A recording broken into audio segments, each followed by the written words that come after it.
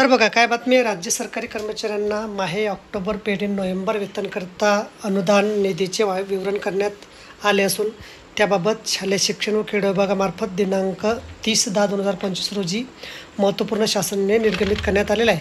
सदर शासन निर्णयानुसार वित्त विभागामार्फत अर्थसंकल्पीय वितरण प्रणालीवर बिम्स प्रणालीवर प्राप्त झालेल्या अनुदानाचा निधी नियंत्रण अधिकारी यांना वितरित करण्याची बाब शासनाच्या विचाराधीन होती। त्यानुसार सन 2025-26 आर्थिक वर्षातील शालेय शिक्षण व क्रीडा विभागाकरता अर्थसंकल्पित झालेला वित्त विभागामार्फत बिम्स प्रणालीवर प्राप्त झालेला निधी पुढीलप्रमाणे वितरित करण्यास मान्यता देण्यात आलेली आहे। सदरचे अनुदान वितरित करत असताना वित्त विभागामार्फत वेळोवेळी निर्गमित करण्यात आलेले शासन निर्णय परिपत्रके याचे काटेकोरपणे पालन करण्याचे निर्देश देण्यात आले आहेत। तर बघा, अशा प्रकारे अत्यंत महत्त्वाची माहिती आपल्याला समजली असेल। व्हिडिओ सुद्धा आवडला असेल लाईक करा आणि शेअर करायला विसरू नका। धन्यवाद।